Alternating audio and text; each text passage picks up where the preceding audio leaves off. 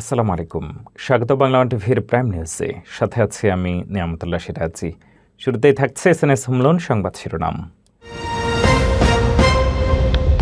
তৃতীয় দেশ বিতাড়ন ইস্যুতে নতুন মোড়, ট্রাম্প প্রশাসনের বিতর্কিত নীতিতে বড় ধাক্কা। স্টেট অব দ্য ইউনিয়নে উত্তপ্ত বিতর্ক, দুই কংগ্রেস সদস্যকে দেশ ছাড়া করার দাবি ট্রাম্পের। মিশিগানে স্টেট ট্যাক্স রিফান্ড দেরিতে, অসন্তুষ্ট করদাতারা চাইছেন স্পষ্ট ব্যাখ্যা ও আপডেট। এবং ফেব্রুয়ারি জুড়ে একের পর এক ভূমিকম্পে কাঁপছে দেশ, আতঙ্কে সাধারণ মানুষ। এতক্ষণ শুনছিলেন শিরোনাম, এবারে বিস্তারিত। যুক্তরাষ্ট্রের ফেডারেল বিচারক ব্রায়ান মার্ফি বলেছেন, ট্রাম্প প্রশাসনের তৃতীয় দেশে অভিবাসী বিতাড়নের নীতি অবৈধ। নীতিতে অভিবাসীদের এমন দেশে পাঠানো হচ্ছিল যা তাদের নিজস্ব দেশ নয়, যেখানে জীবন বা স্বাধীনতার ঝুঁকি থাকতে পারে। মামলা অনুসারে ডিএইচএস এর নীতি পর্যাপ্ত নোটিশ বা নিরাপত্তা দেয় না। রায় ক্লাস অ্যাকশন মামলার অংশ এবং আপিলের পর বিষয়টি সুপ্রিম কোর্টে যাওয়ার সম্ভাবনা রয়েছে। যুক্তরাষ্ট্রের এক ফেডারেল বিচারক বলেছেন, ট্রাম্প প্রশাসনের তৃতীয় দেশে অভিবাসী পাঠানোর নীতি অবৈধ। নীতি অনুযায়ী ডিএইচএস অভিবাসীদের তাদের নিজস্ব দেশ নয় এমন দেশে পাঠাচ্ছিল, যা মানুষের নিরাপত্তার জন্য বিপজ্জনক। বিচারক ব্রায়ান মার্ফি বলেন, অভিবাসীদের আগে নোটিশ দেওয়া বা আপত্তি জানার সুযোগ দেওয়া হয়নি। নতুন নীতি শুধু বিশ্বাসযোগ্য আশ্বাস থাকলেই যথেষ্ট বলে ধরে নিয়েছে, কিন্তু এর নিরাপত্তা নিশ্চিত নয়। তিনি বলেন, সংবিধান অনুযায়ী মানুষ সরকার থেকে এই প্রশ্ন জিজ্ঞাসা করার অধিকার রাখে।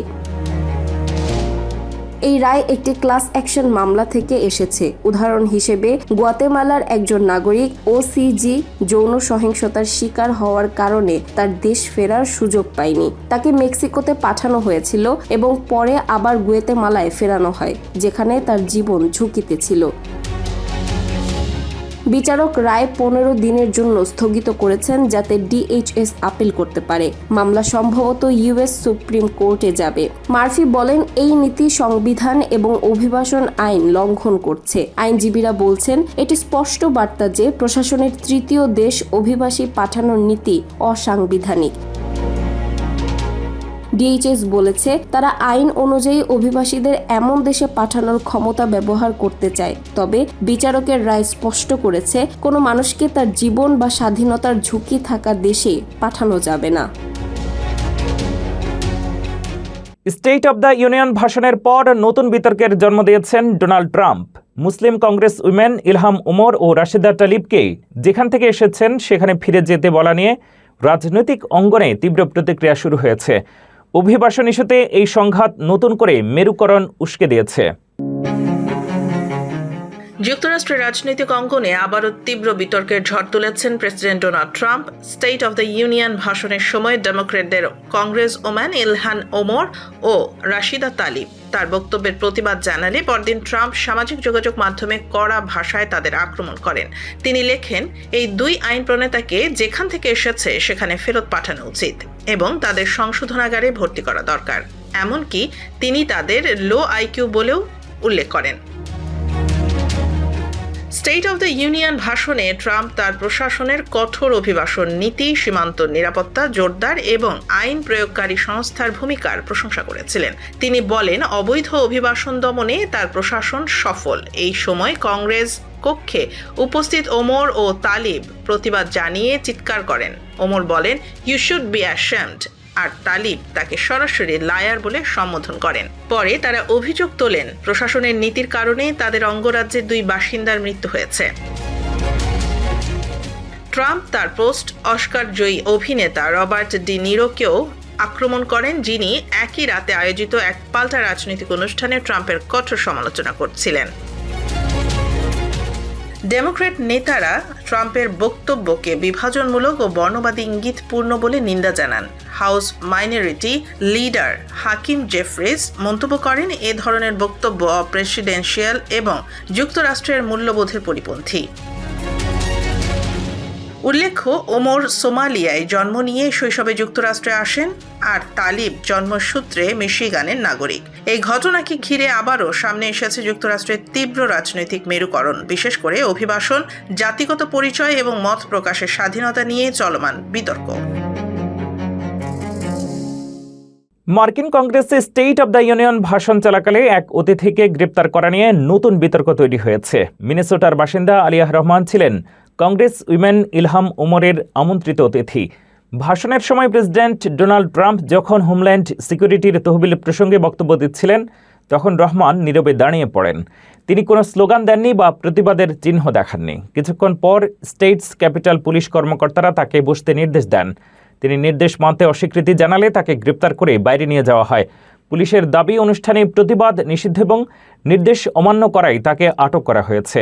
রহমান জানান, গ্রেপ্তারের সময় তাকে জোর করে টানা হয় এবং এতে তার আগের শারীরিক আঘাত আরও বেড়েছে।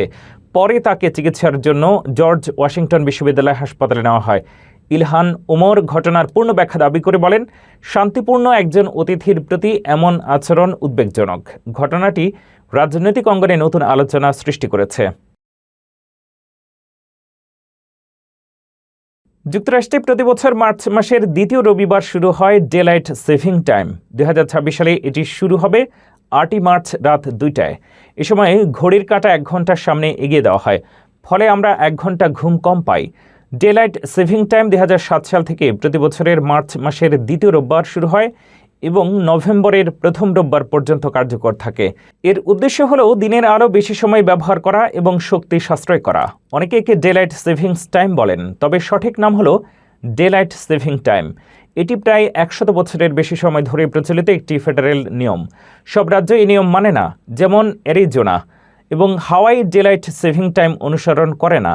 ঘুমের সময় পরিবর্তনের কারণে স্বাস্থ্যে সাময়িক প্রভাব পড়তে পারে। বিশেষজ্ঞরা বলেন, হঠাৎ সময় বদল স্ট্রেস বাড়াতে পারে এবং প্রথম কয়েকদিনে হৃদরোগের ঝুঁকি সামান্য বাড়তে পারে। তাই আগেভাগে ঘুমানোর চেষ্টা করা, নিয়মিত ঘুম বজায় রাখা এবং সকালে কিছুক্ষণ রোদে থাকা উপকারী। এখনই প্রস্তুত হন, স্প্রিং ফরওয়ার্ড সময় এসেছে।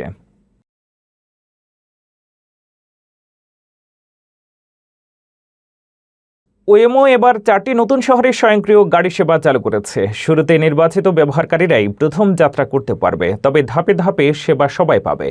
2025 সালের সেপ্টেম্বর পর্যন্ত ওয়েমোর গাড়ি 1.27 কোটি মাইল মানব চালক ছাড়া চালানো হয়েছে। এই লেভেল 4 গাড়িগুলো নিরাপদ এবং স্বয়ংক্রিয়ভাবে কাজ করে। স্বচালিত গাড়ি প্রস্তুতকারী কোম্পানি ওয়েইমো সম্প্রতি 4টি নতুন শহরে তাদের সেবা চালু করেছে।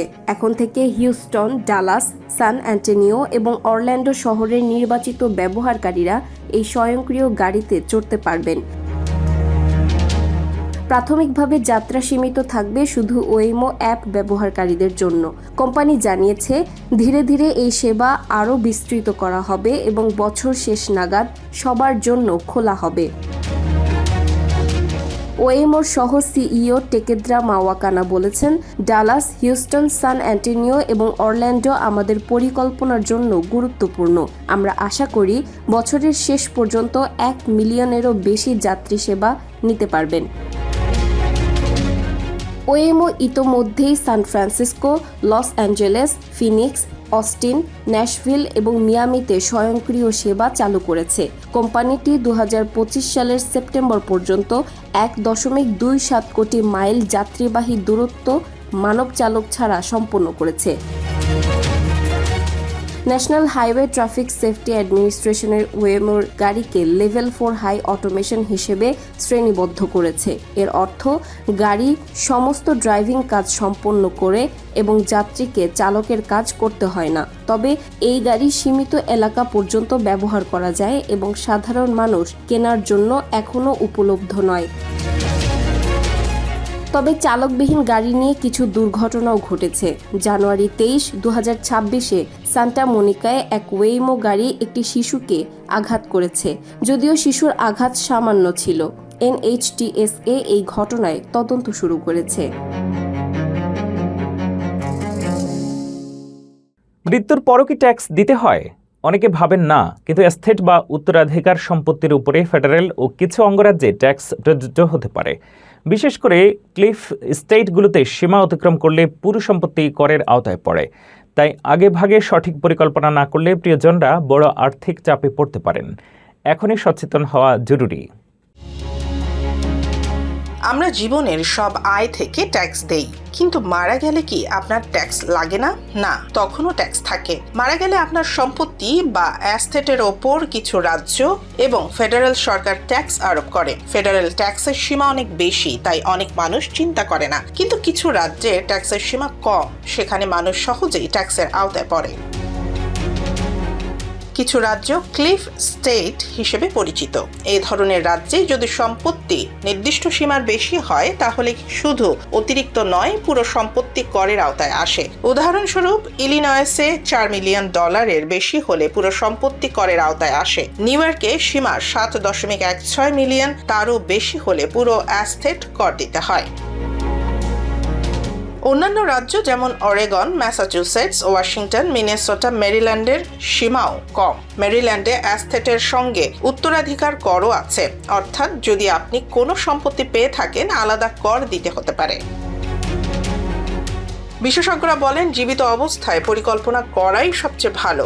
একজন অ্যাটর্নি, হিসাবরক্ষক বা ফাইন্যান্স বিশেষজ্ঞদের সঙ্গে কাজ করে ট্যাক্স কমানো যায়। করমুক্ত উপহার দেয়া, ট্যাক্স তৈরি করা, শিক্ষা তহবিলে অর্থ রাখা বা দাতব্য কাজে সম্পত্তি দেয়া, এগুলো ট্যাক্স কমানোর উপায়। সাবধান থাকুন, ভুল বা অপ্রতুল পরিকল্পনা করলে আপনার প্রিয়জনরা ট্যাক্সের কারণে উত্তরাধিকার সম্পত্তি পেতে পারে না।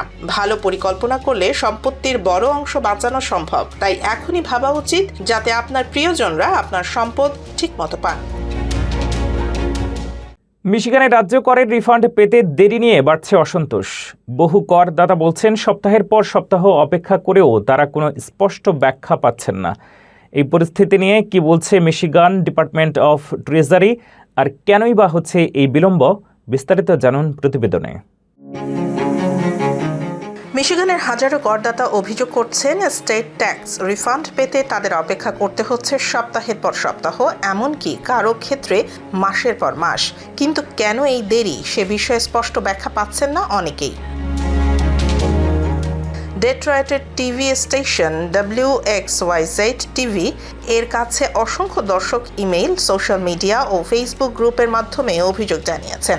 তাদেরই দুজন হলেন ঝানে ওয়ালেস ও অ্যাঞ্জেলা ভ্যালেট্টি। 3 সন্তানের মা ঝানে ওয়ালেস 26 জানুয়ারি তার রিটার্ন জমা দেন, যা গ্রহণও করা হয়। কিন্তু কিছুদিন পর তিনি দেখেন তার রিফান্ড ম্যানুয়াল রিভিউ চলে গেছে।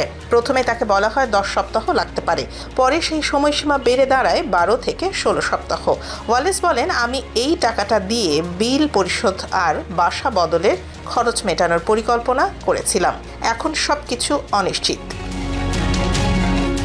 অন্যদিকে অ্যাঞ্জেলা ভ্যালেট্টি জানান, 4 সপ্তাহ ধরে তার রিফান্ড কোনো অগ্রগতি ছাড়াই আটকে আছে। ফোন করলে তাকে জানানো হয়েছে বর্তমানে অনেকেই 4 থেকে 8 সপ্তাহ অপেক্ষা করছেন। তার কথায় এত দেরির কোনো কারণ থাকা উচিত নয়। এক বিবৃতিতে মিশিগান ডিপার্টমেন্ট অফ ট্রেজারি জানিয়েছে, 26 জানুয়ারি থেকে তারা 1.6 মিলিয়নের বেশি রিটার্ন পেয়েছে, যা গত বছরের একই সময়ের তুলনায় 45% বেশি। সম্প্রতি তাদের ট্যাক্স প্রসেসিং সিস্টেম আধুনিকায়ন করা হয়েছে। নতুন ব্যবস্থায় জটিল রিটার্ন, বিশেষ করে যেগুলোতে একাধিক রিফান্ডযোগ্য ক্রেডিট রয়েছে, সেগুলো যাচাই করতে বেশি সময় লাগছে। দপ্তর আরও জানায়, অধিকাংশ করদাতা সাধারণত 4 থেকে 6 সপ্তাহের মধ্যে রিফান্ড পান। তবে ভুল তথ্য, অতিরিক্ত যাচাই বা জটিলতার কারণে সময় বাড়তে পারে। একই সঙ্গে করদাতাদের ধৈর্য ধরার আহ্বান জানানো হয়েছে। করদাতাদের দাবি, দেরি হতেই পারে, কিন্তু স্পষ্ট ব্যাখ্যা ও নিয়মিত আপডেট প্রয়োজন। এখন দেখার বিষয়, পরিস্থিতি স্বাভাবিক করতে কত দ্রুত ব্যবস্থা নেয় কর্তৃপক্ষ। নিউ ইয়র্কের সাবওয়ে স্টেশনে শিগগিরই শোনা যাবে বাণিজ্যিক বিজ্ঞাপন। মেট্রোপলিটন ট্রান্সপোর্টেশন অথরিটি পরীক্ষামূলকভাবে স্পিকারের মাধ্যমে 30 সেকেন্ডের অডিও অ্যাড চালু করতে যাচ্ছে। কর্তৃপক্ষ বলছে, শব্দসীমা নিয়ন্ত্রিত থাকবে, তবে যাত্রীদের একাংশ আশঙ্কা করছেন এতে বাড়বে বিভ্রান্তি ও কোলাহল। শেষ পর্যন্ত যাত্রীদের মতামতের উপরে নির্ভর করবে এই উদ্যোগের ভবিষ্যৎ। নিউ ইয়র্কের সাবওয়ে যাত্রীদের জন্য আসছে নতুন পরিবর্তন। এমটিএ জুন মাস থেকে কিছু স্টেশনে পরীক্ষামূলকভাবে স্পিকারের মাধ্যমে বাণিজ্যিক বিজ্ঞাপন প্রচার শুরু করবে। 30 সেকেন্ডের এসব বিজ্ঞাপন প্রতি 10 মিনিটে একবার শোনা যেতে পারে। যে স্পিকার দিয়ে ট্রেনের সময়সূচি বা জরুরি ঘোষণা দেয়া হয় সেখানে থেকেই বাজবে এই বিজ্ঞাপন।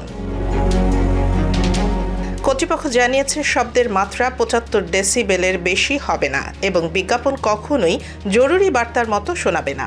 শুরুতে কেবল বিনোদন, মিডিয়া ও খেলাধুলা সংক্রান্ত বিজ্ঞাপন প্রচার করা হবে। এমটিএ চেয়ারম্যান জানো লিবার বলেছেন, যাত্রীদের মতামতের ভিত্তিতেই ভবিষ্যতে এই প্রকল্প চালু থাকবে কিনা তা ঠিক করা হবে। তবে অনেক যাত্রী উদ্বিগ্ন, তাদের কথা স্টেশনে এমনিতেই ঘোষণা ঠিকমতো শোনা যায় না, তার উপর আবার বিজ্ঞাপন যুক্ত হলে বিভ্রান্তি বাড়তে পারে। কেউ কেউ মনে করছেন এতে যাত্রার স্বস্তি নষ্ট হবে। সমালোচকদের প্রশ্ন, এতে আয় কতটা বাড়বে? এমটিএর বিশাল বাজেটের তুলনায় বিজ্ঞাপন থেকে আয় খুবই কম, তাই অনেকের ধারণা সামান্য আয়ের জন্য যাত্রীদের অভিজ্ঞতাকে আরও কোলাহলপূর্ণ করা ঠিক হবে না। এখন দেখার বিষয় যাত্রীরা এই নতুন উদ্যোগকে কিভাবে গ্রহণ করেন। ফেব্রুয়ারি জুড়ে একের পর এক ভূমিকম্পে উদ্বিগ্ন দেশবাসী। মাত্র কয়েক সপ্তাহে 9টি কম্পন, এটা কি স্বাভাবিক নাকি বড় কোনো বিপদের আভাস? বিশেষজ্ঞরা দিচ্ছেন সতর্কবার্তা, তবে আতঙ্কিত না হয়ে প্রস্তুত থাকার পরামর্শ দিচ্ছেন। ঘন ঘন এই কম্পনের পেছনে কারণ ও সম্ভাব্য ঝুঁকি জানতে পুরো প্রতিবেদনটি দেখুন। ফেব্রুয়ারি জুড়ে একের পর এক ভূমিকম্পে উদ্বিগ্ন দেশবাসী। মাত্র কয়েক সপ্তাহে 9টি কম্পন, এটা কি স্বাভাবিক নাকি বড় কোনো বিপদের আভাস? বিশেষজ্ঞরা দিচ্ছেন সতর্কবার্তা, তবে আতঙ্কিত না হয়ে প্রস্তুত থাকার পরামর্শ দিচ্ছেন তারা। ঘন ঘন এই কম্পনের পেছনের কারণ ও সম্ভাব্য ঝুঁকি জানতে পুরো প্রতিবেদনটি দেখুন। চলতি বছরের ফেব্রুয়ারি মাস যেন ভূমিকম্পের মাসে পরিণত হয়েছে। মাত্র 26 দিনের মধ্যে দেশের বিভিন্ন প্রান্তে 9 বার মৃদু থেকে মাঝারি মাত্রার ভূমিকম্পন অনুভূত হয়েছে। এতে সাধারণ মানুষের মধ্যে আতঙ্ক ছড়িয়ে পড়েছে। সবশেষ 26 ফেব্রুয়ারি দুপুরে রিখটার স্কেলে 3.7 মাত্রার একটি ভূমিকম্প অনুভূত হয়। তথ্য প্রকাশ করেছে ইউরোপীয় মেডিটেরেনিয়ান ভূমিকম্প গবেষণা কেন্দ্র। এর উৎপত্তিস্থল ছিল ভারতের সিকিম রাজ্যে, যা বাংলাদেশের সীমান্তের কাছাকাছি। এর আগের দিন 25 ফেব্রুয়ারি রাতে 5.1 মাত্রার একটি মাঝারি ধরনের ভূমিকম্প আঘাত হানে। এর কেন্দ্র ছিল মিয়ানমারের মনোয়া শহরের আশেপাশে। এছাড়া মাসের শুরু থেকেই সিলেট, সাতক্ষীরা, সুনামগঞ্জ সহ বিভিন্ন অঞ্চলে ছোট বড় কম্পন অনুভূত হয়েছে। এখন পর্যন্ত বড় ধরনের ক্ষয়ক্ষতির খবর না মিললেও ঘন ঘন কম্পন মানুষকে ভাবিয়ে তুলছে।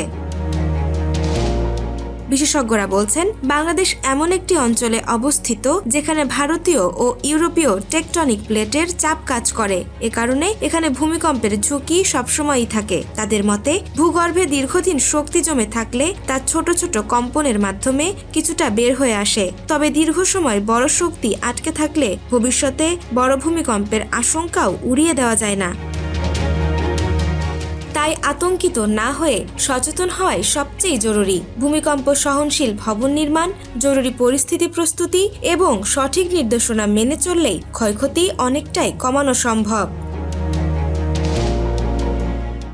দুর্নীতির মামলায় ব্রিটিশ এমপি টিলিফ সিদ্দিককে গ্রেপ্তারের জন্য ইন্টারপোলের মাধ্যমে রেড নোটিশ জারির আদেশ দিয়েছেন আদালত। তিনি সাবেক প্রধানমন্ত্রী শেখ হাসিনার ভাগ্নে ও শেখ রেহানার মেয়ে। দুদকের আবেদনের ভিত্তিতে ঢাকার মেট্রোপলিটন সিনিয়র স্পেশাল জজ আদালত এই আদেশ দেন। দুদক জানায়, টিলিফ সিদ্দিকের বিরুদ্ধে ক্ষমতার অপব্যবহার করে আবাসন প্রতিষ্ঠান স্টার্ন হাউজিং লিমিটেডের কাছ থেকে অবৈধভাবে একটি ফ্ল্যাট নেওয়ার অভিযোগ রয়েছে। অভিযোগে বলা হয়, হস্তান্তরযোগ্য নয় এমন একটি প্লটে বহুতল ভবন নির্মাণ ও ফ্ল্যাট বিক্রির সুযোগ করে দেওয়ার বিনিময়ে তিনি ফ্ল্যাটটি নেন। দুদকের দাবি, মামলা হওয়ার আগেই তিনি দেশ ছেড়েছেন এবং প্রমাণ নষ্টের আশঙ্কা রয়েছে। তাই তাকে গ্রেপ্তারে ইন্টারপোলের মাধ্যমে রেড নোটিশ জারি করা জরুরি। উল্লেখ্য, গত বছরের 15 এপ্রিল এই ঘটনায় টিলিফ সিদ্দিক সহ আরও 2 জনের বিরুদ্ধে মামলা করা হয়। মামলায় বলা হয়, 1963 সালে গুলশানের একটি প্লট সরকারি লিজ শর্ত অনুযায়ী নির্দিষ্ট সময়ের আগে হস্তান্তর বা ভাগ করে বিক্রি করা নিষিদ্ধ ছিল।